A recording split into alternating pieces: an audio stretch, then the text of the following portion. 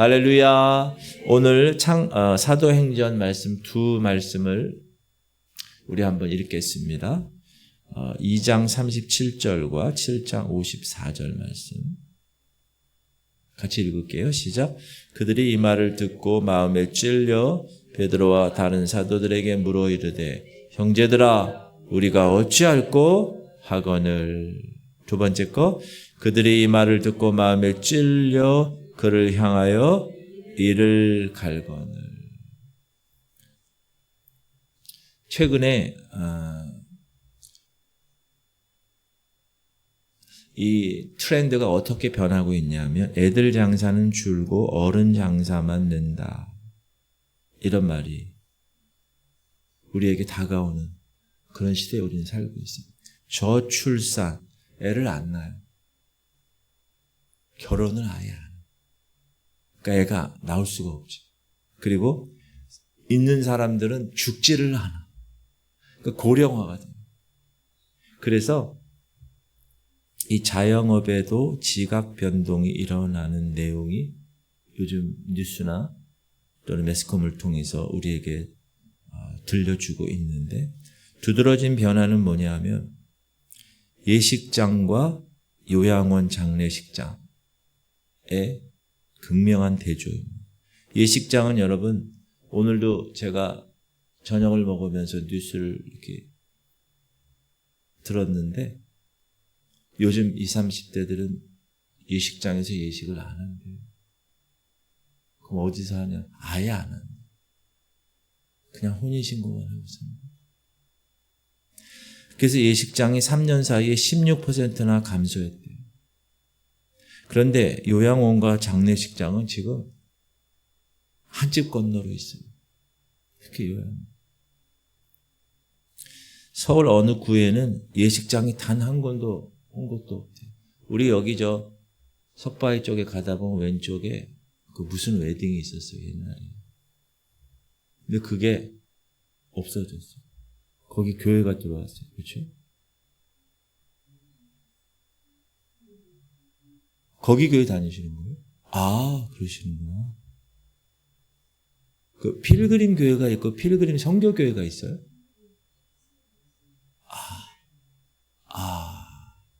그렇군요.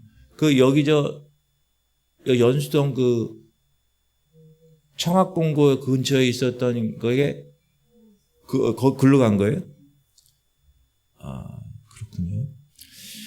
무슨 얘기 하려고 그랬냐면 예식장이 없어졌다는 거예요. 예식장.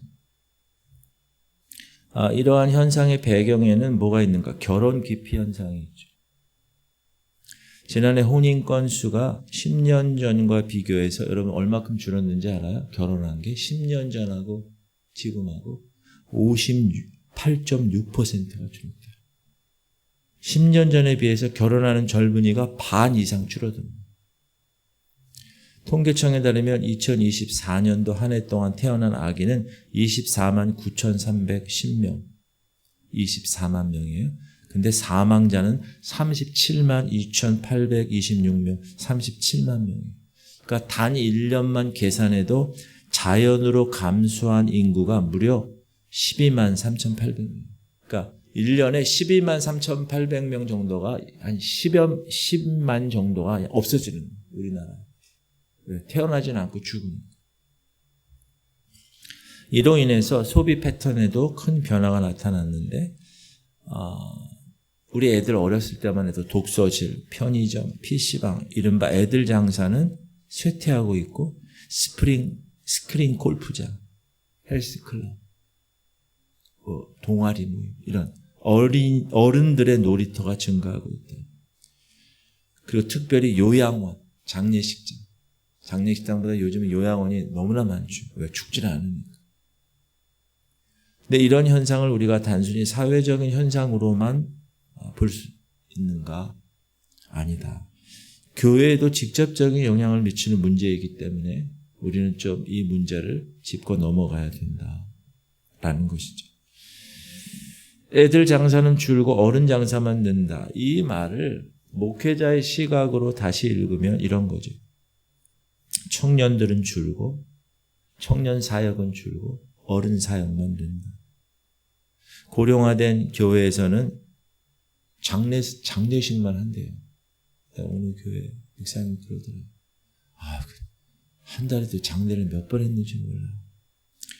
이 큰 교회는, 제가 예전에 섬기던 교회는 그때만 해도 뭐 한 30년 전 이렇게 되면 그때도 장례식이 많아요. 교회가 크니까. 오래됐으니까 교회가.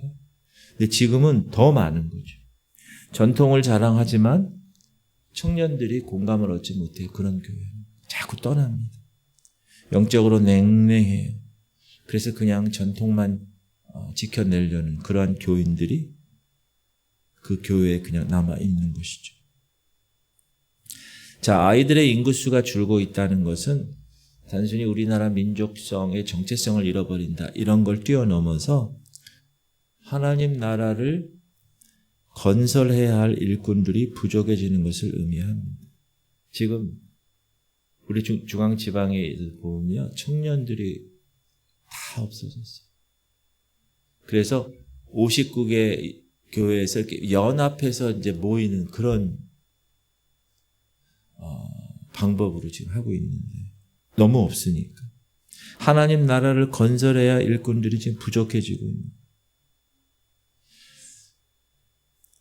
영적 유업이라는 건 너무 좋은데 물려받을 세대가 없는 거예요. 있어도 받지 않으려는 것도 문제죠. 애들이 영적 유업을 받지도 않으려고 하는 것도 문제인데 주려고 했는데 받을 사람이 없는 것도 더 문제예요. 지금 심각한 문제로 지금 평가하고 있습니다. 자, 고대 히브리인들, 우리가 알고 있는 구약 성경에 나오는 이 이스라엘 백성들이 아주 강원도만한 땅에서 그 옆에 있는 애굽, 아시리아, 바벨론 이런 강대국들을 눌렀던 비결 두 가지입니다. 첫째는 하나님이 함께 하셨어요. 두 번째는 인구가 많았어요. 근데 하나님이 함께 하시는 민족은 번성했다고 성경 그렇게 얘기해요. 그 번성함이 그 민족을 강하게 했다. 그래서 오늘날 우리 한국이 좀 강해지려면, 특히 한국 교회가 살아나려면 이 두 가지가 모두 회복이 돼야 되지 않을까. 하나는 함께 하심, 누가? 하나님이 함께 하심과 인구가 번성돼요. 인구. 오늘도 제가 영적 원리를 알려드리고 싶어요. 여러분, 신앙생활이라는 거는 어떤 생활을 신앙생활이라 하느냐? 따라하십시오. 반응하는 생활. 그게 신앙생활이에요. 자, 자극이 이렇게 딱 오면 그 자극에 반응하는 존재는 살아있는 존재죠. 여러분 발바닥에 굳은 살 있어요? 굳은 살. 저희 아버지는 아버지 전용으로 쓰는 칼이 있어요. 이렇게 두껍고 넓은 정육면체 같은 칼이, 정사각형 같은 칼. 일명 구두칼이라고 하는데 그 칼로 정기적으로 굳은 살을 도려내세요.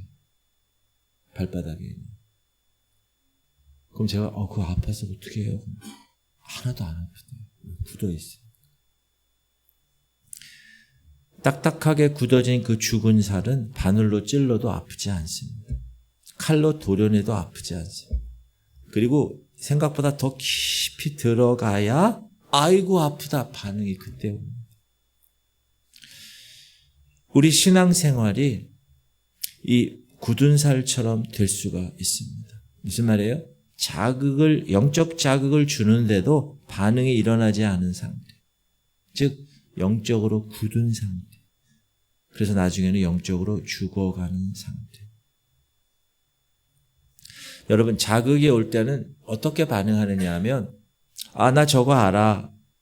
동의하는 차원으로 반응하는 경우가 있고, 나도 그랬지. 거기를 경험했기 때문에 추억하는 반응이 있고, 맞아. 일어나서 계속 해야지. 이런 세 가지 반응이 있습니다.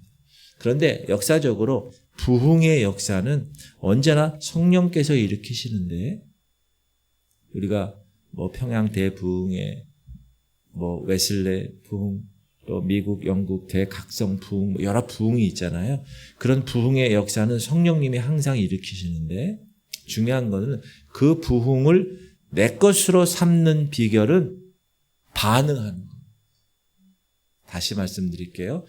부흥을 내 것으로 삼는 비결은 내가 반응하는 거예요. 반응하지 않으면 부흥은 내 것이 되지 못해요. 성경에는 이것을 잘 보여주는 대비가 오늘 본문 우리가 두 구절을 읽은 거예요. 첫 번째 베드로가 설교했을 때, 두 번째 스데반이 설교했을 때. 이 경우 분명한 자극을 말씀을 통하여서 받았어요. 그들이. 두 경우 모든 회중이 다 심하게 찔렸어요. 여기 찔렸다는 것을 원어로 보면 창으로 허리춤을 확 찌르는 것 같은 아주 강한 강도의 충격입니다.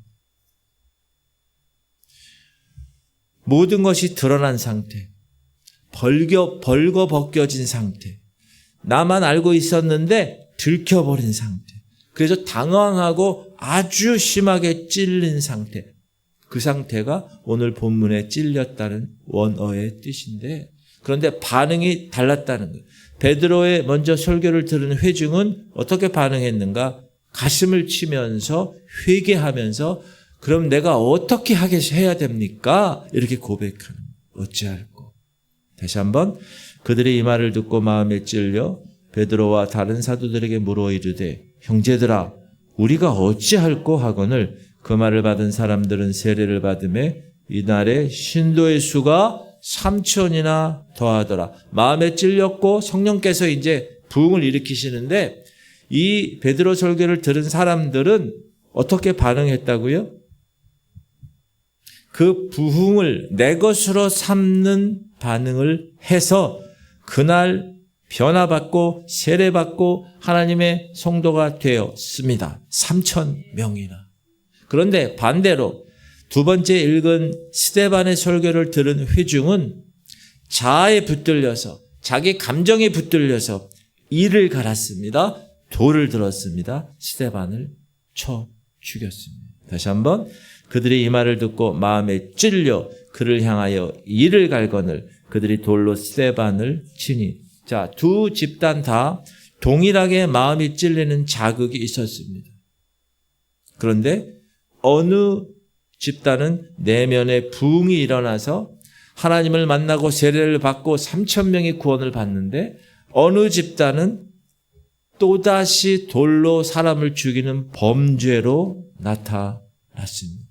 사랑하는 성도님들, 마음에 찔리는 자극이 베드로 때는 부흥이 됐고 스데반 때는 범죄가 되었습니다. 그러니까 부흥과 범죄의 차이는 자극이 아니죠. 자극은 동일하게 왔는데 똑같은 성령님이 역사했고 똑같은 복음이 전해졌어요. 그럼 베드로 때와 스데반 때의 차이는 뭐죠? 따라합시다.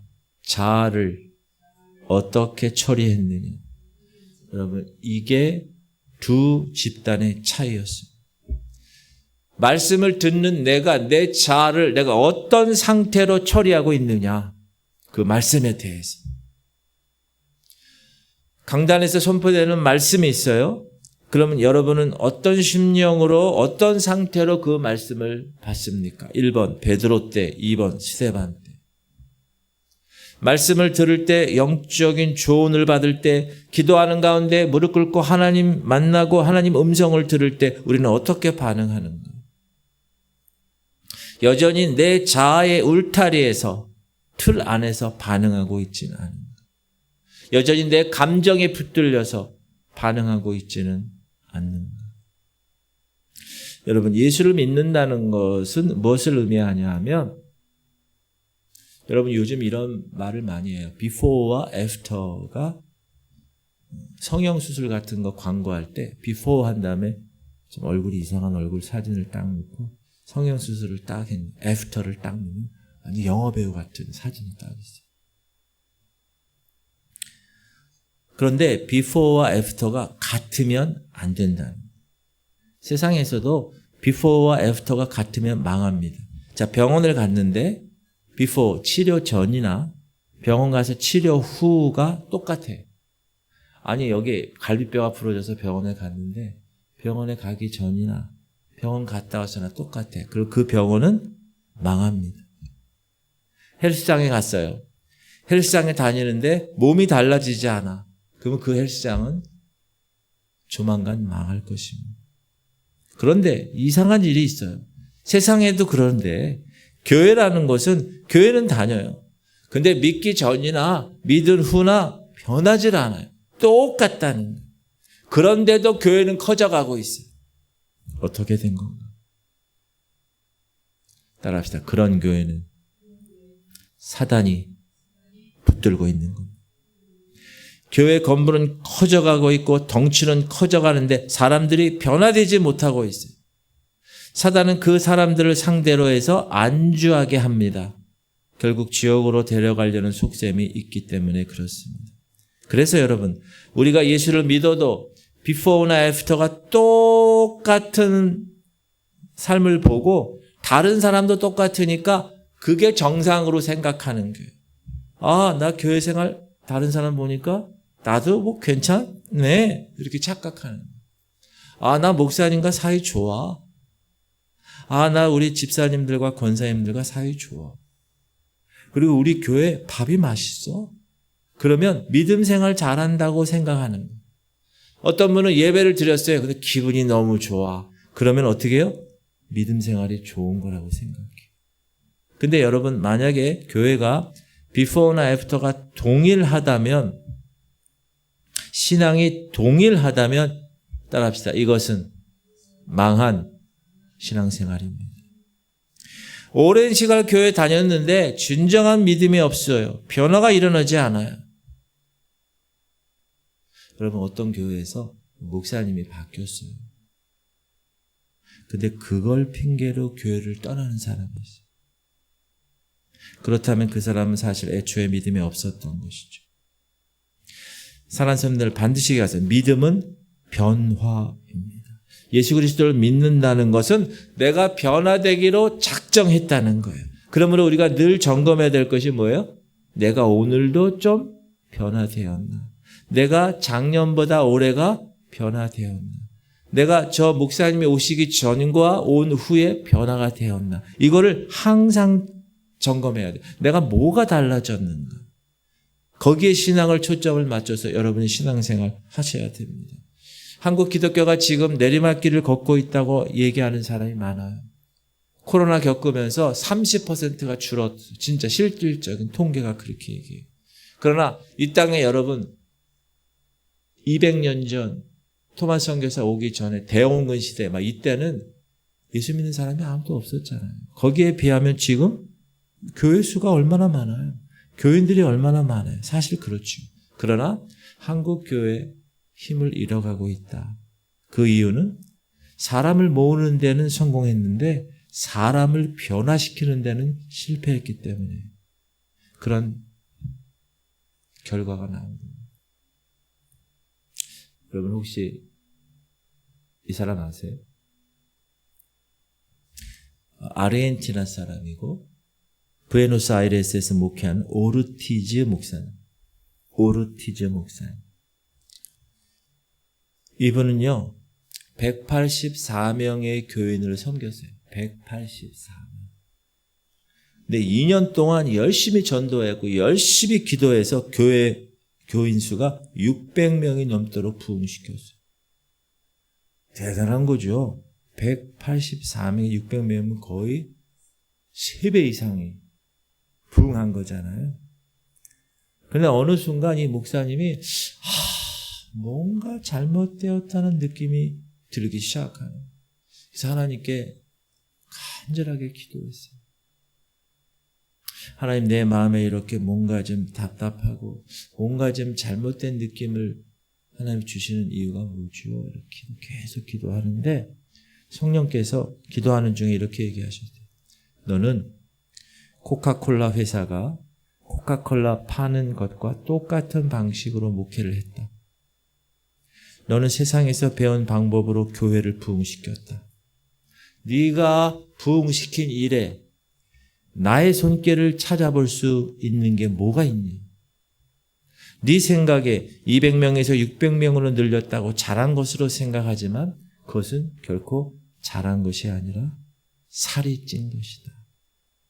이 말씀 앞에 이 오르티즈 목사님은 하나님의 그 말씀에 엄청난 도전을 받고 회개하기 시작했어요.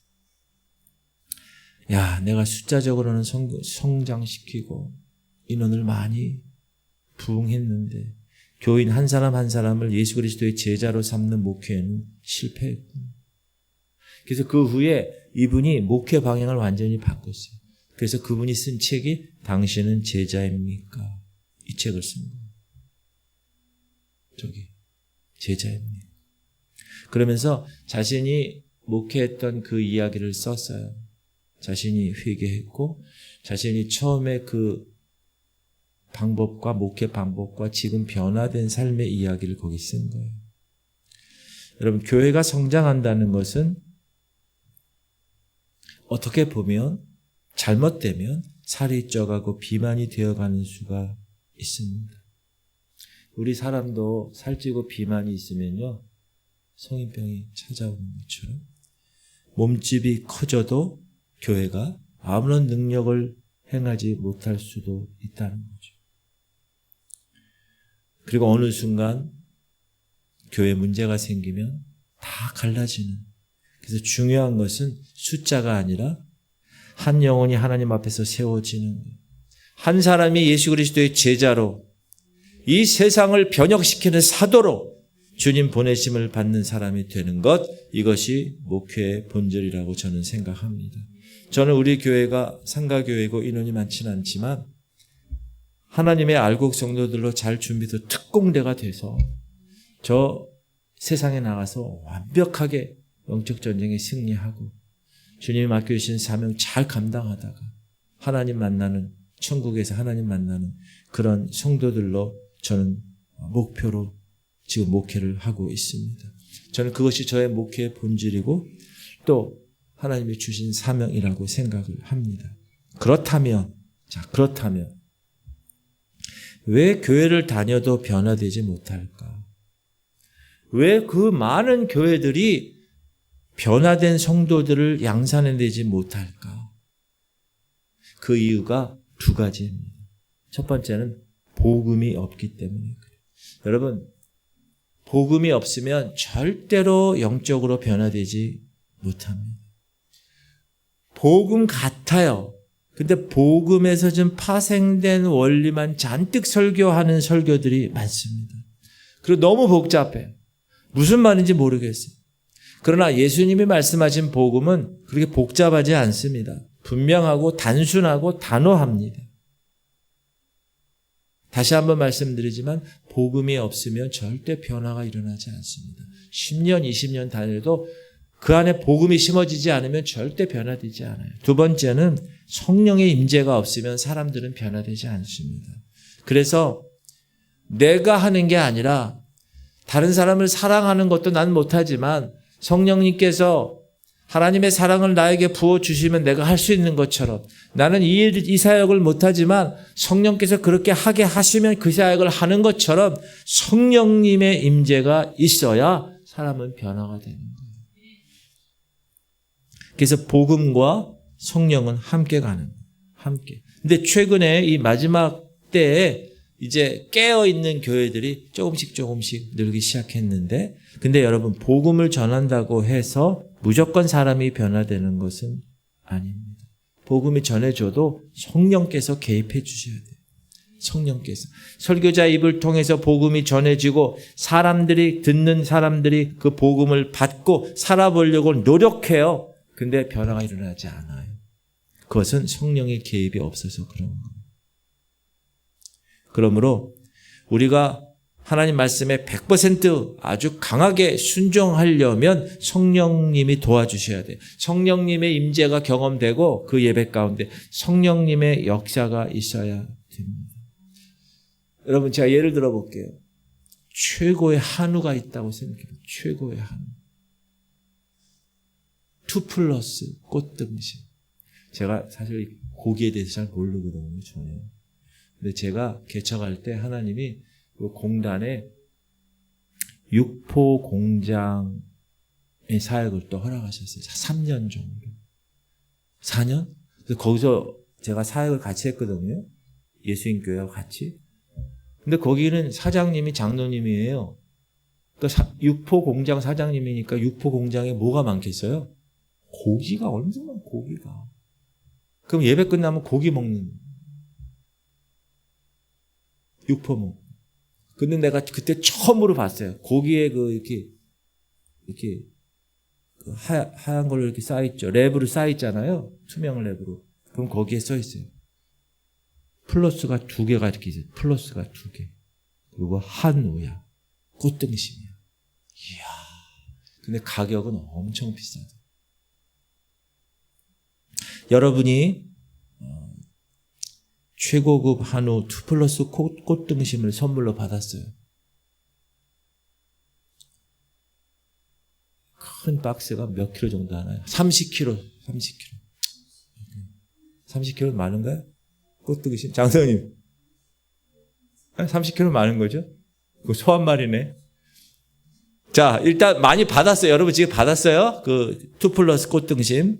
그런데 불이 없어. 그래서 구워 먹을 수가 없어요. 무슨 얘기 하느냐? 아무리 좋은 재료가 있어도 불이 없으면 요리를 할 수 없어요. 오늘날 핸드폰 유튜브 탁 틀어서 설교 탁 쳐보세요.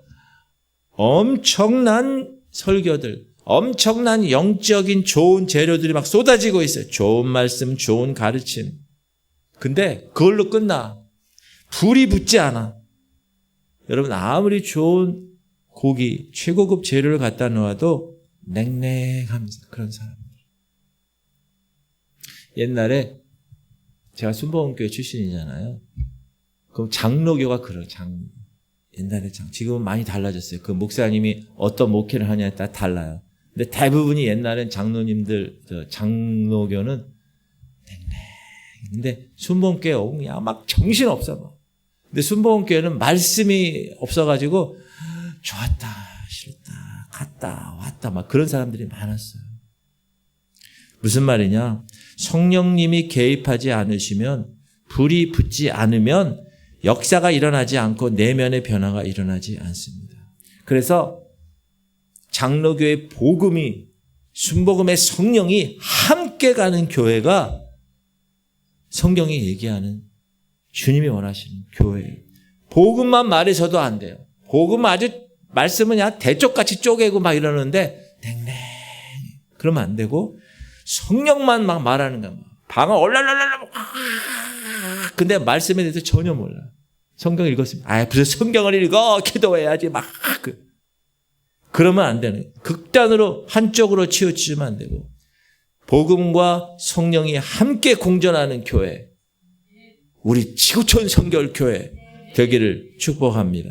그것을 통해서 여러분들이 변화되고 여러분들이 주의 제자가 되는 거예요. 19세기 미국의 로하이트 무디 목사님 알죠? 구두 직공하다가 불 받아가지고 구두 직공했으니까 학교를 다녔겠어요? 그러니까 그분의 설교를 딱 설교문을 보면 어떻게 했어요? 얼마나 단순한지 몰라요. 한 남자가 이 무디 집회가 열리는 어느 집회 저녁에 마지못해 자리에 앉았어요. 친구가 억지로 데려왔어요. 질질 끌려왔어요. 근데 이 사람이 어떤 사람이냐? 술집을 운영하는 사람. 물론 미국이니까 교회도 알고 미국이니까 성경 이야기도 낯설지 않았죠. 근데 그가 알고 있는 것과 그의 삶은 아무런 연결적인 고리가 없는 거예요. 알고는 있는데 달라진 게 아무도 없어요, 이 사람은. 그날 집회에서 무디답게 복잡한 신학을 말하지 않아요. 그냥 단순하게 예수님이 당신의 죄를 위해서 죽으셨습니다. 지금 예수님을 받아들이십시오. 이렇게. 그 순간 이 남자 가슴에 콱 어딘가 무너지기 시작하는 거예요. 나중에 이 사람이 이렇게 얘기합니다. 저는 그날 정말 처음으로 하나님이 나를 사랑하신다는 것을 알았습니다. 머리로는 제가 알고 있었어요. 근데 그날 가슴으로 알았습니다. 내가 설명할 수 없는 일이 이 가슴 안에서 일어났습니다. 멋지지 않아요? 집회가 끝나고 그는 자기가 운영하는 곳으로 갔습니다. 어디예요? 술집이죠. 그가 가게 안에 들어서는 순간 무언가 그를 멈추게 했습니다. 그는 아무 말 없이 술통 하나를 열었습니다. 그리고 바닥에 쏟아 붓기 시작했습니다. 콸콸콸콸콸콸콸. 또 옆에 있는 한 통 콸콸콸콸콸콸. 계속해서 술이 그 길바닥까지 막 흘러 넘칩니다. 사람들이 막 와가지고 아니 뭐 하는 거예요 당신 지금? 이거 뭐 하는 거야 지금 당신? 이 사람이 이렇게 유명한 대답을 했어요. 예수님이 내 안에 들어오셨습니다. 이제 제가 이 일을 할 수가 없어요. 다시 할게요. 예수님이 내 안에 들어오셨어요. 그래서 저는 이 일을 할 수가 없어요. 그는 그 후에 술집 문을 닫았어요. 그리고 전도자의 길을 걷기 시작했어요. 사랑하는 성도님들, 이 이야기에서 우리가 눈여겨볼 게 뭐가 있어요? 그 사람 교회 몰랐던 사람이 아니에요. 그 사람 그전에도 복음을 들은 사람이었어요. 근데 아는 것과 만나는 것은 전혀 다른 거예요. 어떤 정보가 사람을 바꾸지 못합니다. 그런데 그 정보가 들어갔을 때 하나님의 영 성령이 역사하면 그 단순한 말씀 정보가 수십 년간 꿈쩍도 안 했던 삶이 하룻밤 사이에 뒤집히는 거예요. 그러면서 외치는 거예요. 예수님이 내 안에 들어오셨습니다. 이제 이 일을 할 수가 없어요. 제가 여러분 믿지 않는 남편들을 진짜 이 사람처럼 변화되기를 소망하며 기도하고 있어요. 새벽마다. 한 권사님. 얼마나 그 이사장님 만난 이후로 더 기도하고 있어요. 마경원 청년을 위해서 기도. 여기 온 사람들만 얘기해야지. 이대우 이제 없네. 너무 멋지지 않아? 예수님이 내 안에 들어오셨어요. 나는 이제 이 일을 할 수가 없어요. 술 파는 거. 여러분 베드로를 보세요. 베드로는 수제자였어요. 좀 다소 좀 불안했죠. 그 사람 워낙 성격이 좀 자기 멋대로 행동하는 실수투성. 근데 여러분 베드로가 처음에 열심히 했어요. 근데 그 열심히 했던 이유가 뭐냐면요. 예수님께 인정받으려고 능력 있는 제자 되고 싶어서. 천국에서 한 자리 예수님이 정권 잡으면 내가 큰 자리 하나 차지하고 싶어서. 예수님하고 여러분 3년을 있었어요. 예수님이 뻑하면 말씀하셨을 거 아니에요. 밥 먹으면서도. 예수님 말씀을 얼마나 들었겠어요. 근데 여기만 들어요. 성령이 체험이 없었어요. 늘 문제가 많았어요. 그러니까. 나중에는 스스로 모른다고 하고. 그런데 오순절 마가 다락방에 예수님이 승천하시면서 기다려. 개 간식 줄 때 뭐라 그래요? 기다려 하는 것처럼 제자들한테 기다려. 예루살렘 떠나지 마. 기다려. 열흘 동안 오로지 기도에 힘썼을 때 성령이 그 마가 다락방에 왔을 때 베드로가 거기 있었어요. 성령을 체험하고 나온 베드로는 달라지기 시작했어요. 복음을 정확하게 알고 있었죠. 근데 성령의 능력으로 선포하기 시작하니까 그 선포에 성령께서 함께 하시니까 하루에 3,000명이 돌아오는 놀라운 역사가 일어났습니다. 이렇게 베드로의 사역이 안정적인 사역으로 바뀐 것은 왜 그랬다고요? 성령에 사로잡혔기 때문에 그렇습니다. 여러분 근데 성령에 사로잡혔다는 것을 오해하면 안 돼요.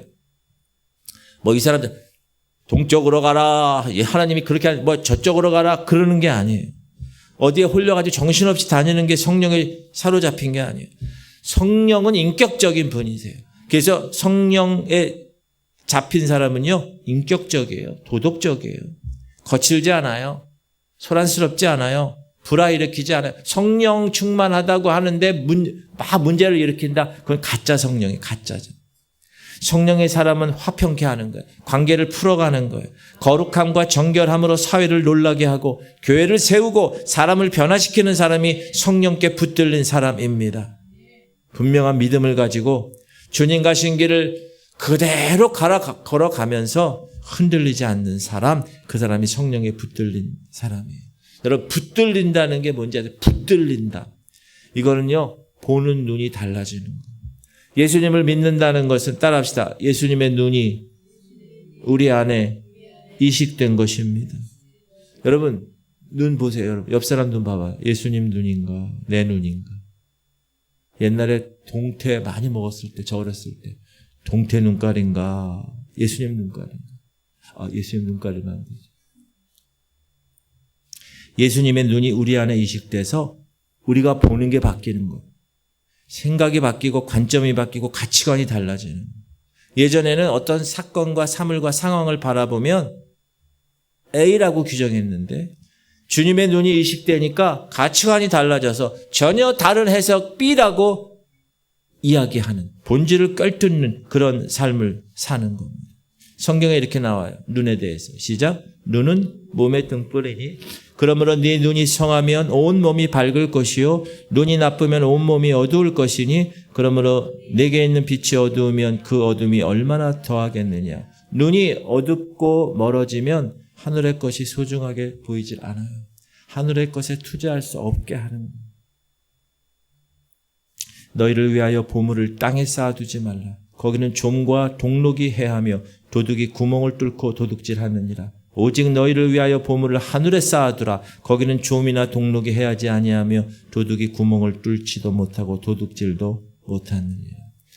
여러분의 보는 눈이 예수님 눈으로 이식되어서 보는 눈이 바뀌지 않으면 하늘의 보화를 쌓을 수가 없어요.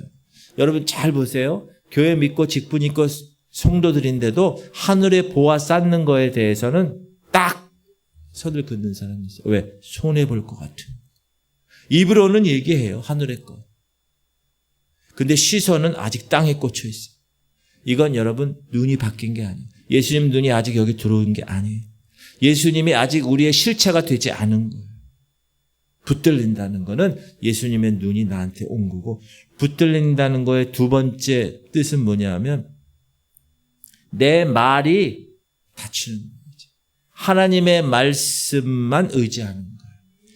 내 말을 거두는 거예요. 말씀이 나를 이끌어가게 그 말씀의 모든 것을 다 넣는 거예요. 여기 보면 천사가 여자들에게 말하여 이르되 너희는 무서워하지 말라. 십자가에 못 박힌 예수를 너희가 찾는 줄을 내가 아노라. 그가 여기 계시지 않고 그가 말씀하신 대로 살아나셨느니라. 와서 그가 누우셨던 것을 보라. 이거 여러분 잘 알죠. 부활절 때 하도 설교를 많이 들었어요. 안식구 첫날에 막달라 마리아와 다른 마리아가 예수님이 안치된 무덤을 보러 갔죠.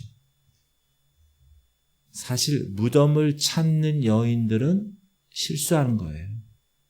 자기 생각에 붙들린 거예요. 왜냐하면 예수님은 분명히 3일 만에 살아나신다고 분명히 얘기하셨거든요. 그러니까 예수님이 죽었으니까 무덤에 계셔야 된다는 자기 논리에 갇혀서 무덤 간 거예요. 근데 천사가 말하는 거예요. 여기 계시지 않아. 그가 말씀하시던 대로. 분명히 예수님이 죽기 전에 말씀하셨어요. 살아난다고. 부활하셨다는. 예수님을 여러분 만나고 예수님 성령께 붙들렸다는 말은 뭐냐면 내 말에 붙들리는 것이 아니라 하나님 말씀에 붙들리는 것을 말합니다. 그러므로 내 것 내려놓고 입 닫고 하나님의 말씀을 따르게 되는. 이 여인들은 아직 성령을 못 받았잖아요. 지금 예수님 이거 오순절 아직 안 된 거잖아요. 그래서 여러분 그 120명 성도 오순절 마가다락방에 120명 성도 중에 이 여인들도 있었어요. 이들도 성령을 받은 거예요. 그래가지고 오순절 마가다락방이라는 그 사건은요 기독교 역사의 분수령이 된 거예요. 그걸 통해서 초라했던 제자들, 실패 가득했던 제자들이 담대하고 용기 있게 오직 성령이 너희에게 임하면 너희가 권능을 받고 그래서 예루살렘과 온 유대와 사마리아로 저돌적으로 타협하지 않고 진리의 사람으로 변화된 줄 믿습니다.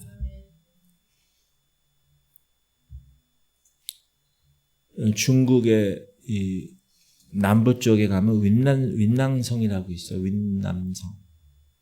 근데 거기 가면은 소수 민족들이 많아요. 별 민족들이 많아요. 그 중에 나시족이라는 아시죠? 이들 마을에는 보면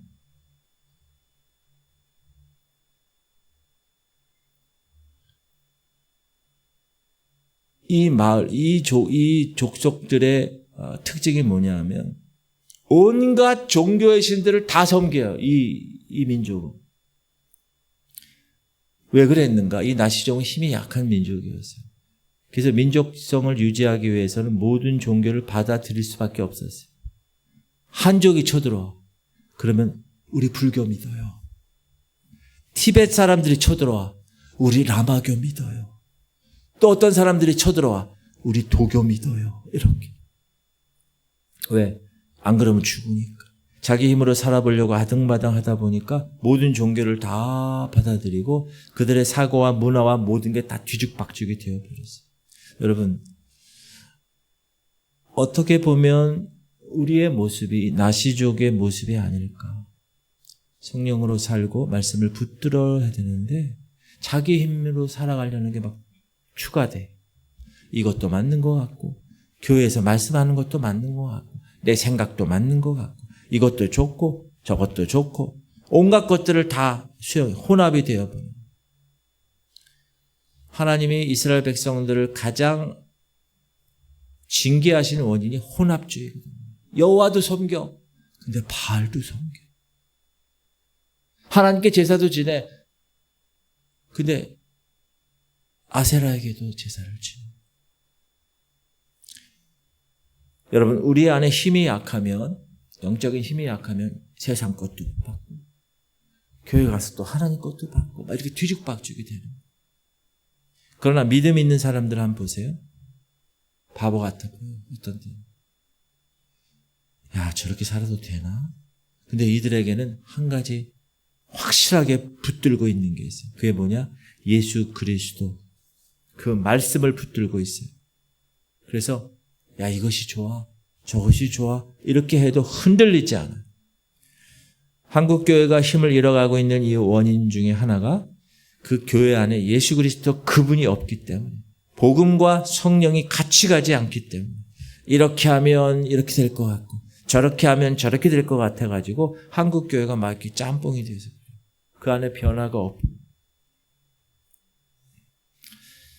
사람들은 우리 목사님들이 그런 말을 해요. 이야, 베드로 한 번 설교해가지고 한 큐에 3,000명. 3,000명이면 대형 교회거든요. 이야, 그렇게 부러워해요. 대부분. 근데 우리가 모르는 게 있습니다. 뭐냐? 베드로는 그 설교를 목숨 걸고 했다는 거예요. 왜냐하면 그 청중을 안에는 자기를 잡아 죽이려는 유대인들이 가득했다는 거예요. 그 죽이려는 사람들 앞에서 베드로는 설교를 한 거예요. 그러니까 설교를 잘한 게 아니라 목숨 거는 흔들리지 않는 삶으로 그는 선포했다는 거죠. 성령님께 붙들린 채 단호하게 진리를 선포했을 때 그때 성령께서 역사하셔서 듣는 사람의 마음을 완전히 뒤집어 놓았다라는 것입니다. 그래서 여러분 성령님이 우리 교회에 역사하는지 안 하는지 성령님이 이 목사 리더십 목사에게 역사하는지 안 하는지 성령님이 여러분 성도들 한 사람 한 사람에게 역사하는지 안 하는지 제가 어제 경은신학교 개강 예배가 있었는데 제가 설교를 했거든요. 근데요 성령님께서 막 너무 막 저를 가만히 있지 못하게 하셔가지고 제가 막 설교를 교수님들하고 학생들 앞에서 막 하다가 감격해가지고 막 눈물이 쏟아지는 거예요.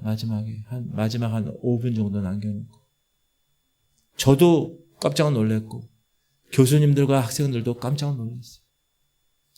제가 오면서 하나님 감사합니다. 전할 말씀을 전했습니다. 성령께 붙들리게 하심을 감사드립니다. 그렇게 기도하고 왔어요. 중요한 거는 목사뿐만 아니라 여러분들도 마찬가지입니다. 내가 성령에 지금 충만한 상태에 있는가? 아니면 그냥 계속 세상 양다리 걸치고 이러다가 이것저것 혼합된 건 아닌가? 중국 나시족처럼 한번 점검을 해볼 수 있기를 주님의 이름으로 축복합니다. 우리가 외우고 우리가 계속 선포하는 말씀, 내가 그리스도와 함께 십자가에 못 박혔나니 그런즉 이제는 내가 사는 것이 아니요 오직 내 안에 예수 그리스도께서 사시는 것이라. 이제 내가 육체 가운데 사는 것은 나를 사랑하사 나를 위하여 자기 자신을 버리신 하나님의 아들을 믿는 믿음 안에서 사는 것이라. 예수를 믿는다는 것은 이제 내 삶이 끝났다는 거예요. 내 말이 끝났고 내 생각이 끝났고 이제 예수를 위해서 살아가는 삶. 예수의 말, 예수의 복음, 예수의 정신, 예수의 삶. 근데 여러분 이게 힘든 게 아니에요. 정말 여러분이 예수 믿었다. 참된 회심의 주인공이 되었다. 마음이 새로워졌다. 예수님의 눈을 나한테 이식시켜서 내가 보는 눈이 달라졌다. 그러면 이건 힘든 게 아니라. 저는 우리 교회 성도들 중에서 단 한 사람이라도 정말 성령 충만하여서 내 삶을 성령께서 이끌어가는 삶으로 나는 너무 행복합니다. 이런 고백을 하는 성도님들이 단 한 명이라도 그렇게 나오면 저는 행복할 것 같아요. 그 주인공이 여러분들 되시기 바랍니다. 여러분들이 그렇게 붙드시는 거. 우리 단 눈을 감으시기 바랍니다. 사랑하는 성도님들, 우리가 나아가야 할 길이 있어요. 성령께 사로잡혀야 되는데 성령께 사로잡힌다는 건 뭐냐면 여러분의 보는 눈이 달라지는 거예요. 지금까지 여러분 세상을 보던 눈이 이제 하늘을 바라보는 눈으로 바뀌는 거예요. 여러분의 가치관과 여러분의 관점이 완전히 바뀌는 거예요. 그리고 성령께 사로잡혔다는 것은 내 말이 거두어지고 말씀이 나를 이끌어가는 삶을 사는 거예요. 내 생각, 내 논리 내려놓고 하나님 말씀, 어떤 때는 이해되지 않고 어떤 때는 비합리적인 것 같은 그 하나님의 말씀을 붙드는 삶이에요. 성령께 잡혀 사는 거는요, 나를 위해서 살았던 삶을 이제는 나를 위해서 십자가에 못 박히신 예수 그리스도 그분을 위해서 살아가는 삶으로 바뀌는 거예요. 저는 우리 교회가 간증이 있고 변화가 있고 하나님의 역사하는 교회가 되기를 소망합니다. 그렇게 하기 위해서는 복음과 성령, 내가 복음을 사모하고 있는지, 내가 성령을 지금 놓치고 있지는 않은지, 내가 성령 안에서 능력을 사모하면서 내가 복음은 잃어버리고 있지 않은지 늘 살펴봐야 됩니다. 여러분, 그리스도인이 된다는 것은 뭐예요? 교회 다니는 거예요? 아니요. 변화된다는 걸 얘기하는 거예요. 변화된다. Before, after. 내가 교회 다니고 나서 달라진 게 없다. 그거는 변화가 안 일어난 거예요. 그 일을 위해서 우리가 해야 되는 거는 성령님과 반드시 함께 가야 돼요. 성령님과. 그러므로 여러분 복음과 성령을 사모하시기 바랍니다. 변화를 이루고 변화를 꿈꾸고 그리고 그 복음이 그 성령이 나를 이끌고 가는 삶, 복음과 성령으로 눈이 열려서 내가 그것을 발견하고 붙들려서 성령의 사람으로 변화되는 주인공 되시기를 주님의 이름으로 축복합니다. 지금 우리가 통성으로 기도할 텐데 하나님, 우리 성도님들 복음과 성령으로 변화되게 하여 주옵소서. 내가 아닌 주님을 위한 삶을 살게 하여 주옵소서. 하나님, 세상을 보던 눈에서 하나님을 바라보는 눈이 되게 하시옵소서. 내 생각과 내 논리에서 벗어나게 하시고 하나님 말씀만을 붙들게 하여 주옵소서. 우리 주님 이름 부르고 통성으로 기도하겠습니다. 주여, 할렐루야. 하나님 감사합니다. 하나님, 오늘도 하나님께서 우리를 붙들어 주시고 귀한 말씀을 주심을 감사드립니다. 하나님, 우리 교회는 복음이 선포되는 교회임을 선포합니다. 하나님의 복음이 가감없이 선포되어서 하나님 원하시는 삶을 살아내는 교회, 그리고 하나님 복음만 선포되는 것이 아니라 성령께서 강력하게 역사하는 교회. 그래서 내 눈이 바뀌어 세상을 바라보는 눈에서 이제 하나님을 바라보고 저 천국을 바라보는 눈으로 바뀌고 내 생각과 내 논리에서 벗어나 내 가치관과 내 모든 것들이 다 변화되는 삶, 하나님 그런 삶을 살게 원합니다. 이 시간 하나님 우리가 기도하겠습니다. 주님 역사하여 주옵소서. 아버지 인도하여 주옵소서. 아버지, 우리가 지금까지 그냥 거칠애로 머리로만 신앙생활 하진 않았습니까? 하나님, 예수님의 제자들도 3년 동안 그냥 머리로만 쫓아다녔습니다. 복음도 알고 예수님의 말씀도 듣고 교회도 알고, 그러나 그 안에 변화가 없었어요. 하나님, 내가 교회 다니고, 하나님 내가 직분도 받고, 내가 10년 20년 하나님 교회 신앙생활 한다고 하는데 나에게 변화가 없다면 하나님, 그것은 가짜입니다. 하나님, 용서하여 주옵소서. 하나님, 어제보다 오늘이 변화되고, 한 달 전보다 지금이 변화되고, 내가 1년 전보다 지금이 변화된 삶을 내가 스스로 느끼고 다른 성도들이 그것을 바라볼 수 있을 그런 변화가 우리에게 없습니다. 하나님, 용서하여 주옵소서. 베드로가 하나님 말씀을 선포할 때 마음에 찔렸지만 우리가 어찌할꼬 그렇게 반응한 하나님의 백성들, 그날 세례를 받고 하나님 그날 3,000명이 하나님의 거룩한 복음의 일꾼이 되었고, 그러나 스데반이 설교했을 때 동일하게 마음이 찔렸지만 그들은 이를 갈고 돌을 들어 스데반을 죽이는 범죄를 행하게 됐어요. 하나님, 내가 지금까지 교회 다니고 지금까지 강단에서 선포된 말씀을 들을 때 내가 아버지 정말 베드로의 말씀을 들은 것처럼 하나님, 그렇게 마음이 변화되어 가슴을 치며 회개하며 우리가 어찌할꼬 그렇게 생활을 했는가? 아니면 이를 갈고 돌을 쳐 그런 범죄를 행하진 않았는가? 하나님, 이 시간 용서하여 주옵소서. 하나님, 이 시간 용서하여 주옵소서. 하나님, 이 시간 용서하여 주옵소서. 우리의 모든 죄를 회개합니다. 아버지, 이 시간 용서하여 주옵소서. 하나님, 우리는 교회 다닌다고 하고 목사라고 하고 장로라고 하고 집사라고 하고 권사라고 하고 하나님 교회에서 아버지 사역도 감당한다고 하는데 나는 변화된 게 없습니다. 하나님, 어제보다 변하지 않고 1년 전보다 변하지 않고 내가 나를 생각해도 변하지 않았다면 하나님, 용서하여 주옵소서. 하나님, 신앙생활은 변하는 것인데 하나님, 내가 얼마나 복음을 사모했고 내가 얼마나 성령님과 관계하려고 애를 썼는가? 내가 예배에 나와도 그냥 아버지 형식적으로 나오진 않았는가? 하나님, 내가 변화되기 원합니다. 하나님, 다른 사람들의 그 변화된 나의 모습을 보고 인정해 주는 삶, 특별히 하나님이 나의 변화된 삶을 보고 인정해 주는 삶, 하나님, 주님 앞에 내가 사는 삶을 살기 원합니다. 아버지, 오늘도 하나님 귀한 말씀을 받았습니다. 하나님, 복음이 이 교회 가운데 선포되게 하시옵소서. 하나님의 성령의 역사가 이 교회 가운데 일어나게 하여 주옵소서. 하나님, 부흥이 일어나게 하시옵소서.